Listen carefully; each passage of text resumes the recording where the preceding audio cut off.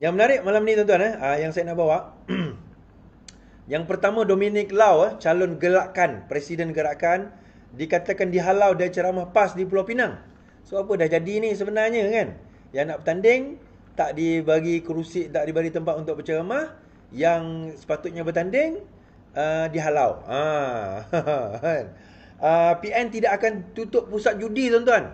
Kalau sekiranya memerintah, jadi macam mana ni? Kan, siapa yang jadi kadam siapa ni? CPN tak akan tutup pusat judi kalau mereka memerintah. Hoi. Modal mereka nak main macam mana ni tuan-tuan? Ini bukan kita yang cakap Ini PN sendiri yang cakap. Zuraida dilihat membantu Dominic Lau di Pulau Pinang. PN tiada dana kifarah kepada mereka. Dan juga yang penting, apa manifesto PN dan apa Hamzah kata bila dia kata rakyat tersiksa. Malam tadi saya tak sampai cover isu tu. Okey.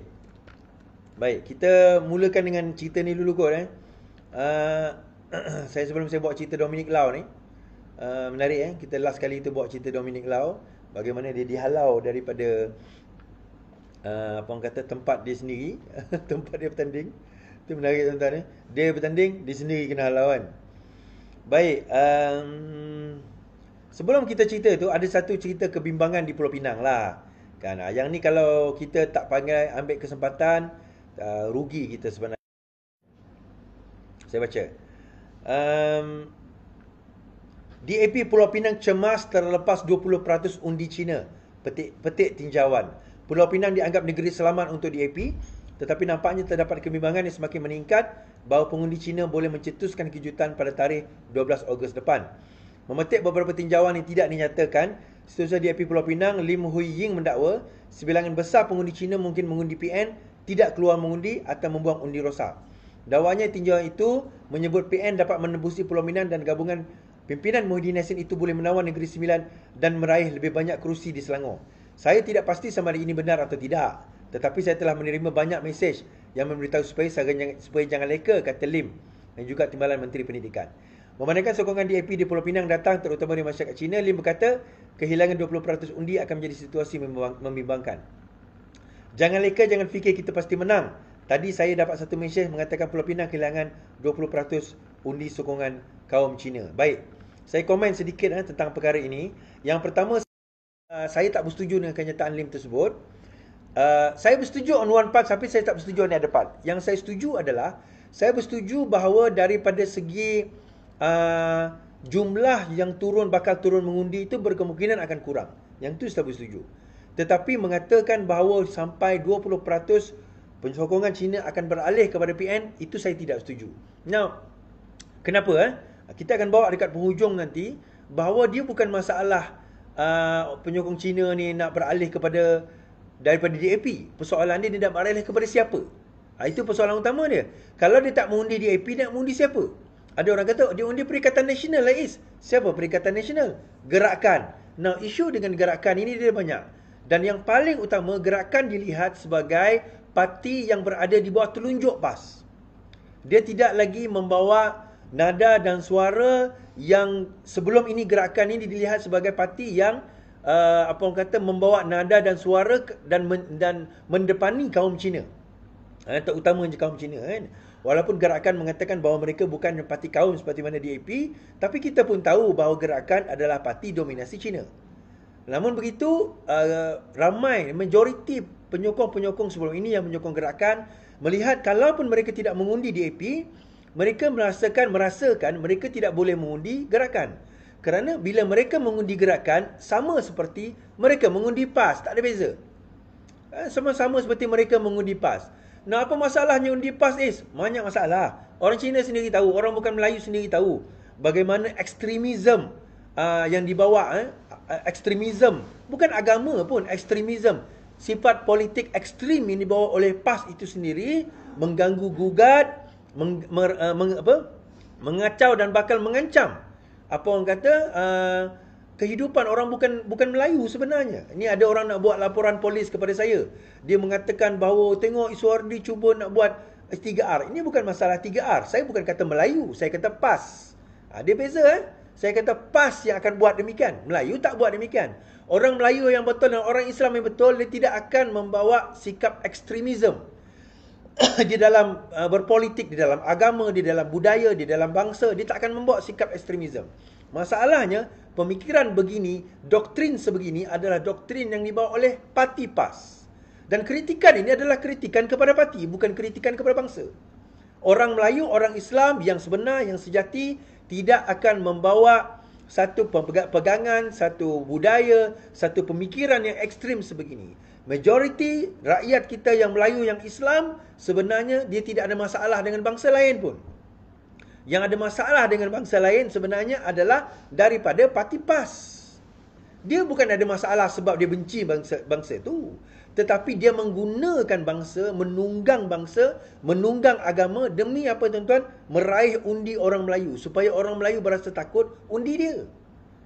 Ini sebenarnya. So mereka tak nak terima kenyataan ini. Dia kata tak ada kami tak buat kenyataan demikian. Simple tuan-tuan. Siapa yang menggunakan hujah kafir harbi? Siapa yang menggunakan hujah kafir harbi tuan-tuan? Siapa yang mengatakan kalau sekiranya DAP memerintah, maka kafir harbi lah yang akan memerintah tuan-tuan? Saya nak tanya tuan-tuan, siapa yang guna hujah tersebut? Siapa yang mengatakan kalau bukan Islam memerintah bersama dengan kerajaan Pakatan Harapan, maka pakai seluar pendek lah kita? Siapa tuan-tuan?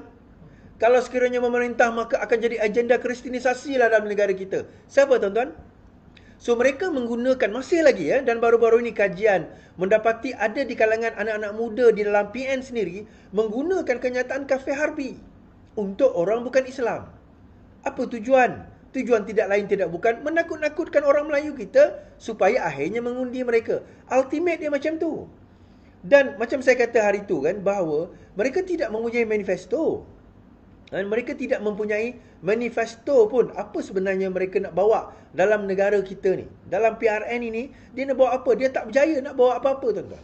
Dia tak berjaya nak menonjolkan apa yang ditawarkan. Sebaliknya, mereka menggunakan hujah-hujah yang akan yang cuba menakut-nakutkan. Saya bawa contoh terkini Fahmi Fadzil dia guna isu Fahmi Fadzil dikatakan berceramah di dalam masjid. Dia kata Fahmi Fadzil berceramah di dalam masjid. Dan polis hari ini telah mengatakan Fahmi Fadzil tidak berceramah politik di dalam masjid, sebaliknya memberi penerangan tentang penjelasan daripada jemaah. Okey? Dan Fahmi Fadzil mengatakan bahawa fitnah ceramah politik di masjid, Fahmi kemuka 2 notis tuntutan oleh Peguam. Menteri Komunikasi Fahmi Fadzil telah menghantar notis tuntutan hari ini kepada 2 individu termasuk penceramah bebas Ahmad Dusuki Abdurrani yang berhubung fitnah kononnya beliau memberi ceramah politik di sebuah masjid di Rawang 30 Julai lepas. Peguam Asyrik Ali Sethi Alivi berkata notis sama turut dihantar kepada pemilik dan pentadbir laman Facebook N13 Kuang. Beliau berkata kenyataan fitnah dikeluarkan oleh kedua-dua individu melalui akaun Facebook dan Instagram adalah berniat jahat untuk menjatuhkan nama baik Fahmi, seterusnya menggambarkan seolah-olah beliau menderhaka terhadap arahan Sultan Selangor. Katanya melalui notis itu, Fahmi yang juga pengarah komunikasi menuntut penarikan balik kenyataan fitnah dan permohonan maaf secara terbuka daripada kedua-dua individu. Peguam itu berkata jika kedua-dua individu gagal, pihaknya telah diarah memfailkan tuntutan saman fitnah di mahkamah terhadap mereka dengan serta merta. Semalam Fahmi menyanggah dan kecewa dengan fitnah yang dilemparkan. Kononnya beliau telah berkempen di dalam masjid. Itu saya kata, dia tak ada hujah. Mereka tak ada hujah. Mereka tak ada point pun sebenarnya dia orang nak berkempen tentang apa. Mereka nak berhujah tentang apa. So, yang terbaru yang menarik tuan-tuan kenyataan Hamzah Zainuddin dalam ceramah beliau 2-3 hari lepas kot, 3 hari lepas kot. Tapi saya lupa ulas. Dia kata rakyat telah terseksa, dia kata. Baik, saya baca. Hamzah ulas pelbagai gelaran Anwar dari Mandanon ke Kunyit. Pelbagai gelaran diberikan kepada Perdana Menteri melambangkan keseksaan rakyat, kata Ketua Pembangkang. Baik, saya ambil yang ni dulu. Dia kata pelbagai gelaran itu melambangkan keseksaan. Tuan, ingat tak zaman PN memerintah kita guna logo apa? Kita guna hashtag apa? Kerajaan gagal. Realitinya, gagal tak kerajaan pada masa itu? Realitinya kerajaan gagal. Gagal tak Muhyiddin Yassin? Gagal. Gagal tak Hamzah Zainuddin? Gagal. Ramai yang angkat bendera putih. Sampai sesuatu berlaku kepada saya kena tangkap. Tetapi akhirnya, negara buka. Ya, itu hakikat. Kegagalan itu direfleksikan dalam gelaran yang kami buat, iaitu kerajaan gagal. Nah, bila mereka buat gelaran sedemikian ini, Madanon, kunyit, tidak berakhlak dan sebagainya, adakah itu menunjukkan kesengsaraan rakyat ataupun menunjukkan ketidakmatangan pembangkang dalam berhujah? Macam Sanusi sebut pasal gigi Rafizi. Macam juga seluang-seluang ni sebut pasal muka saya, pasal gigi saya, pasal janggut saya, pasal rambut. Macam-macam lah. Dia orang tak ada hujah, tuan-tuan. Sama juga bila pemimpin dia paling besar pun tak ada hujah. Ini kan pula seluang-seluang dan luar-laun. Lagi tak ada hujah.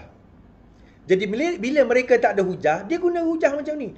Tetapi akhirnya dia gunakan hujah apa? Tengok, rakyat kata macam, bukan rakyat, tuan-tuan. Rakyat tak kata apa pun. Yang kata dia.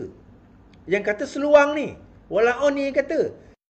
Itu menunjukkan rakyat telah tersiksa. Realitinya lah rakyat tersiksa. Buat kali pertama dalam sejarah, macam-macam negara telah diberikan oleh rakyat kepada PM. Bukan oleh ketua pembangkang. Siapa kata sebelum ini pun, ketua pembangkang tak pernah pun bagi perkataan-perkataan itu kepada pembangkang. Yang bagi kami, rakyat.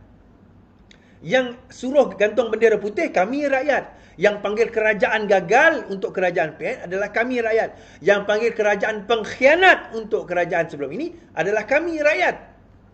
Bukan ketua pembangkang Anwar Ibrahim pun.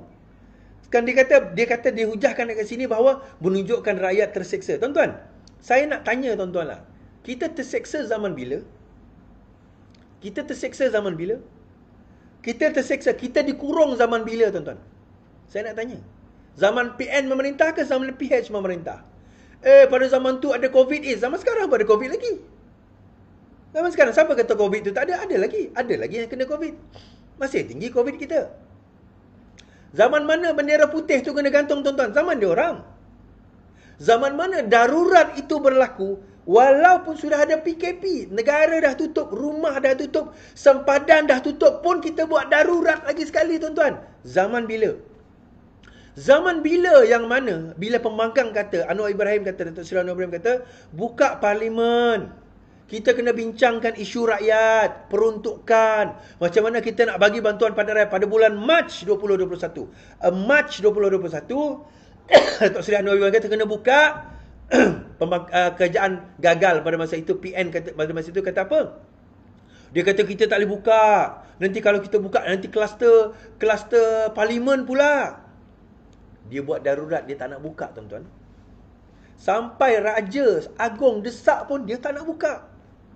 Taqiyuddin kata apa? Itu bukan kuasa raja menentukan boleh buka tak boleh buka. Sampaikan kalau sekiranya Iswardi tak bersuara hari tu, dia orang plan nak extend. Dia orang plan nak extendkan darurat.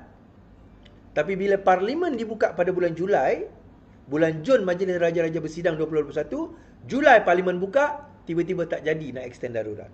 Konon nak jadi hero lah. Sebenarnya dia nak extend darurat. Kenapa nak extend darurat, tuan-tuan? Pada masa darurat ni lah, senang nak sakau. Apa projek, apa kelulusan, apa benda, semua perkara itu tidak perlu kepada kabinet.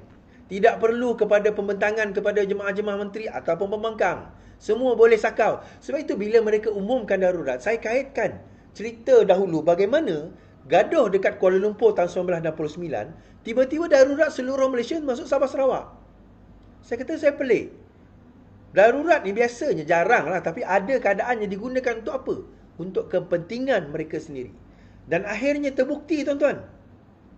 300 juta masuk di dalam akaun mereka sendiri pada masa bila? Itu semua berlaku pada masa darurat. Semua itu berlaku pada masa darurat, tuan-tuan. Semua itu berlaku pada masa darurat. Saya nak bawa kisah ni. Mana tadi? Saya lupa dah.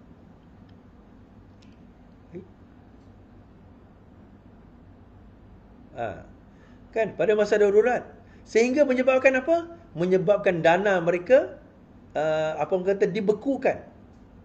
Saya pernah berdebat lah dengan geng-geng geng-geng bersatu ni.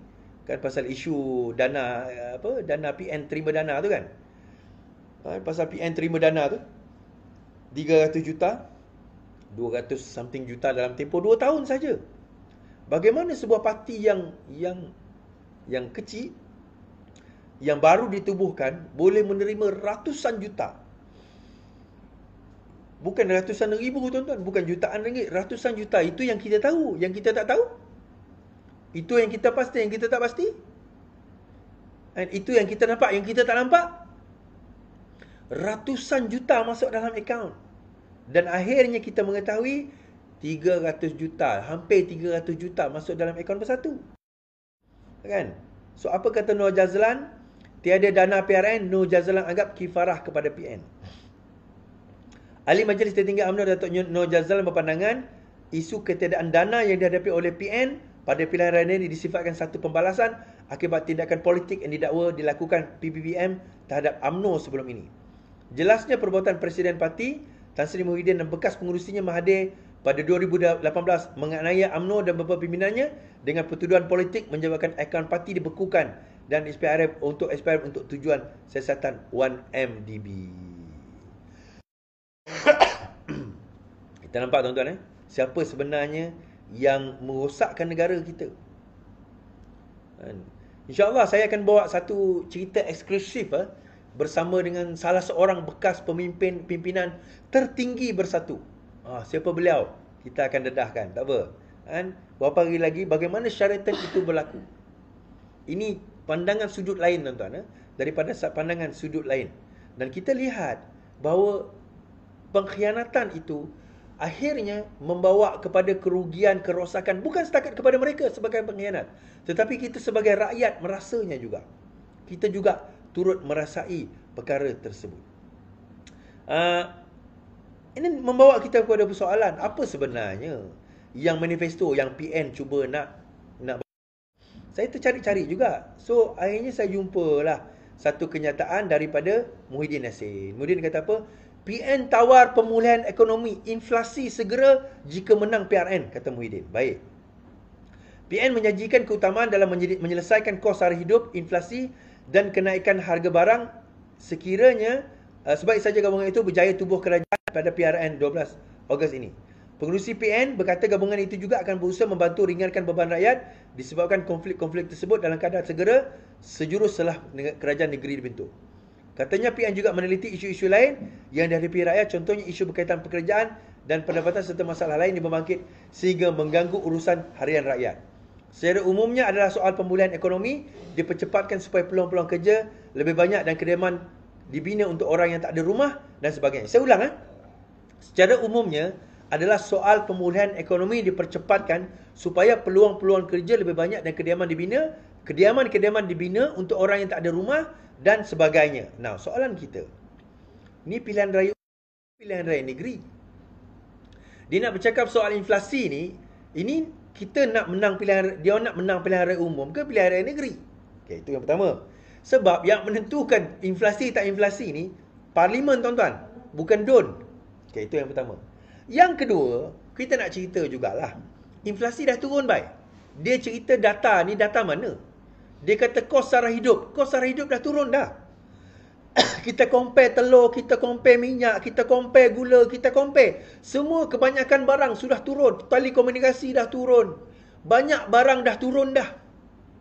Pada zaman Pakatan Harapan Kerajaan Perpaduan di pemerintah dah turun dah. So dia nak cakap tentang apa? Tentang data zaman dia. Dia nak compare dengan mana? Dengan data zaman dia. Kan? Dia nak compare dengan data zaman siapa? Zaman dia memerintah ke? Soalan kita. Now, sebenarnya tuan-tuan, tu saya kata tadi, apa manifesto dia nak bawa? Dia tak ada manifesto. Saya bagi contoh terbaik, tuan-tuan. Saya nak bagi contoh terbaik. Bila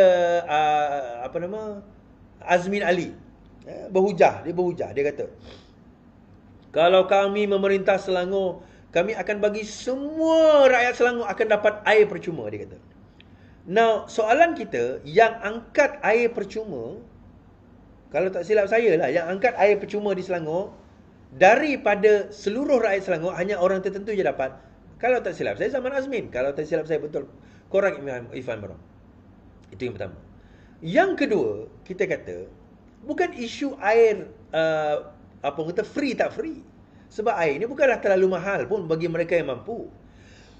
Rakyat di Selangor still enjoy. Yang mana tak mampu, enjoy air percuma dalam kapasiti tertentu sebenarnya. Saya tak ingat berapa, tapi dalam kapasiti tertentu dengan kadar-kadar tertentu oleh golongan tertentu. Yang lain tak ada masalah.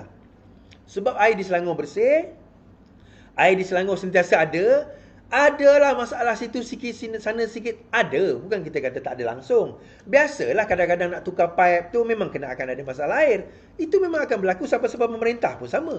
Soalan kita adalah, kenapa dia tak rujuk kepada Kelantan? Kenapa dia tak nak rujuk kepada Kedah? Itu saya kata tadi, daripada segi manifesto, mereka sendiri tak ada manifesto nak dibawa. Sebab dia nak compare dengan mana? Saya nak tanya, dia nak compare dengan mana? Dia nak compare dengan Kelantan. Dia nak compare Selangor dengan siapa? Dia nak compare Kedah, Penang dengan Kedah. Dia nak compare Penang dengan Kedah. Dia nak compare Selangor dengan Terengganu. Dia nak compare Negeri Sembilan dengan Kelantan. Dia nak compare mana, tuan-tuan? Maksud saya, apakah satu benda, satu negeri yang PN boleh tonjolkan untuk jadi model menggantikan Negeri Selangor, Negeri Sembilan, Pulau Pinang? Apa dia? Apakah model yang boleh dibawa oleh Perikatan Nasional, kata, nah, tengok negeri kami ni lebih baik daripada negeri kamu. Tapi sebaliknya, tuan-tuan, Pakatan Harapan Kerajaan Perpaduan boleh tunjuk Selangor, Pulau Pinang, Negeri Sembilan. Tengok, compare dengan negeri kamu yang kamu perintah. 33 tahun Kelantan, kamu nak compare dengan siapa? Kamu nak lawan siapa, tuan-tuan? 33 tahun Kelantan memerintah, dia compare lebih baik daripada negeri mana? Siapa nak cakap? Kelantan lebih baik daripada Selangor ke? Kelantan lebih baik daripada Pulau Pinang ke? Kelantan lebih baik daripada Negeri Sembilan ke? Saya nak tanya tuan-tuan ni. Kelantan lebih baik daripada mana? 33 tahun memerintah, tuan-tuan. Bukan 33 bulan. Bukan 33 hari. 33 tahun memerintah. Soalan kita mudah. Kelantan lebih baik daripada negeri mana? Jadi bila mereka tak ada modal, mereka tak boleh nak jual. Mereka tak boleh nak jual manifesto. Datang ke negeri Selangor, dia nak kata apa? Kami nak buat pembaharuan. Okey, pembaharuan apa? Rakyat tanya.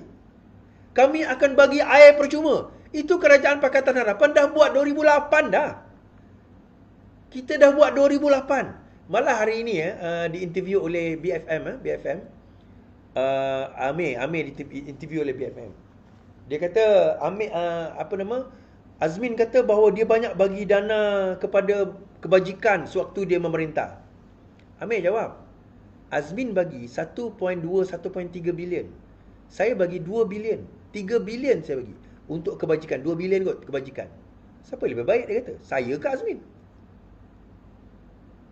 So dia berhujah, tuan-tuan, selaon lagi. Seluang dan walaon kan, Selaon baik juga ayat tu kan. Selaon. Seluang dan walaon, of course dia akan percaya. Dia akan ambil bulat-bulat perkara tersebut. Of course. Of course dia akan terima. Of course dia akan percaya. So dia tak boleh nak compare. Bila dia tak boleh nak compare, dia nak tutup dia punya kemaluan tu, tuan-tuan. Dia nak tutup kemaluan dia. Dia nak tutup kemaluan sebab apa? Rupa-rupanya di Pulau Pinang, PAS dan juga gerakan bergaduh. Mula-mula saya baca lah. Saya baca ni 2 Ogos 426 okey. Mula-mula Dominic Lau, okey. Jadi macam ni, kawasan tempat Dominic Lau bertanding ni kawasan PAS bertanding. Kawasan dia majoriti Melayu. Tapi Dominic Lau nak bertanding kat situ selaku presiden. So bila dia bertanding, ramailah orang PAS tu protes. Tapi dia nak juga kursi tu. Okeylah, bagilah lantak kat dia. Lepas tu bila PAS buat ceramah, rupanya gerakan ni tak diundang. Tapi dia datang. Bila dia datang tak diundang, orang kata dia dihalau. Dominic kata, tak, saya tak dihalau. Presiden gerakan Dominic Lau menafikan dia telah dihalau dari ceramah PN di Sungai Dua, Pulau Pinang malam tadi. Lau mendakwa dia tidak berada di sana untuk menyampaikan ucapan, tetapi untuk bertemu Presiden PAS Abdul Hadi Awang. Dia berkata, Pengaturan telah dibuat untuk kedua-dua pemimpin itu mengadakan perbincangan pendek mengenai strategi PRN. Apabila beliau ada waktu, saya tiada kesempatan. Apabila saya ada waktu, beliau tidak ada kesempatan, kata Lau. Sambil menyatakan betapa jadual mereka padat. Lau berkata, dia tiba di tapak majlis Sungai Dua selepas pukul 9, tetapi Hadi sampai lewat.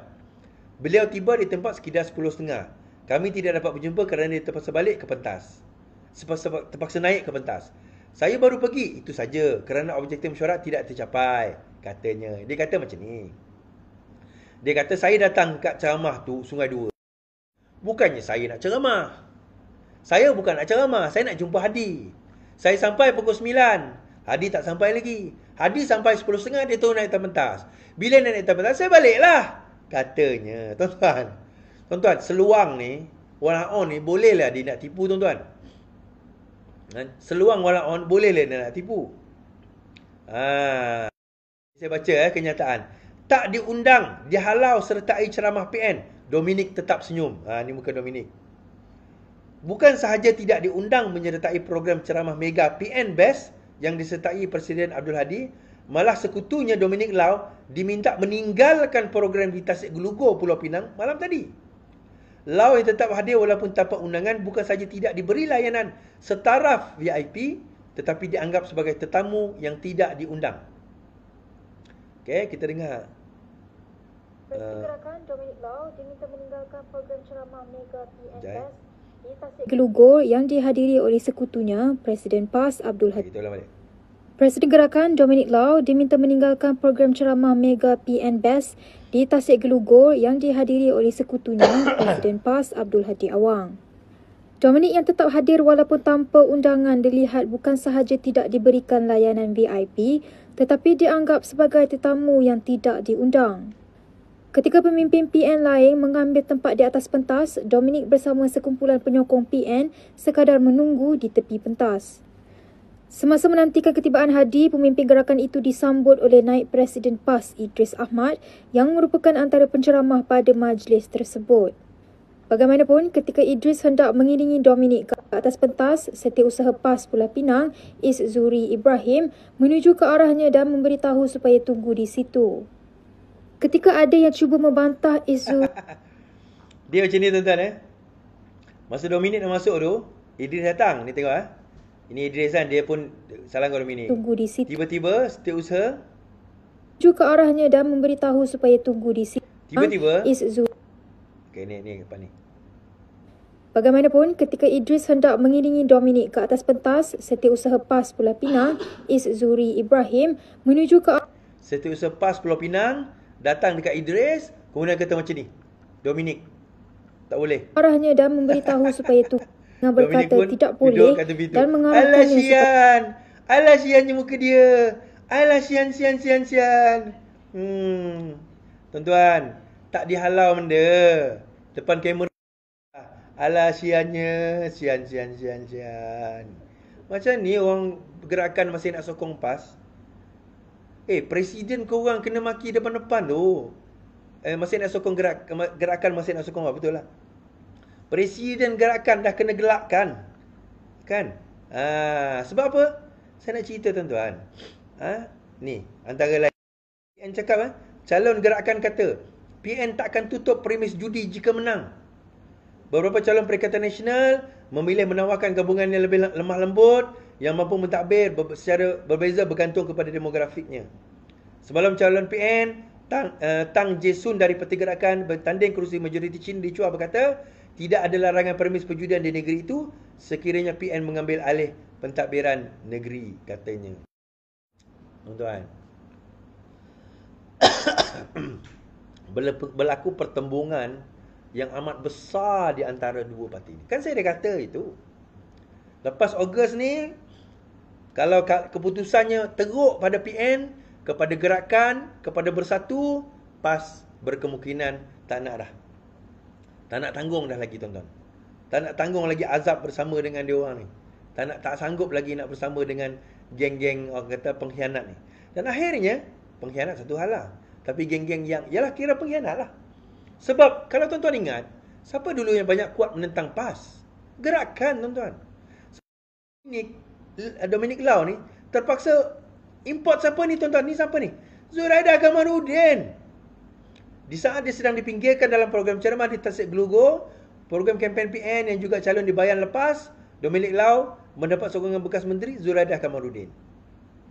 Menurut rakaman video remote naik Sinchu Delhi, bekas naib presiden itu dilihat menemani Lau dalam satu kunjungan di pasar pagi tadi. Tuan-tuan, sampaikan Zuraidah nak kena bantu dia. Sebab apa? Ni saya nak cerita. Kenapa? Sebab tak ada orang Melayu nak follow.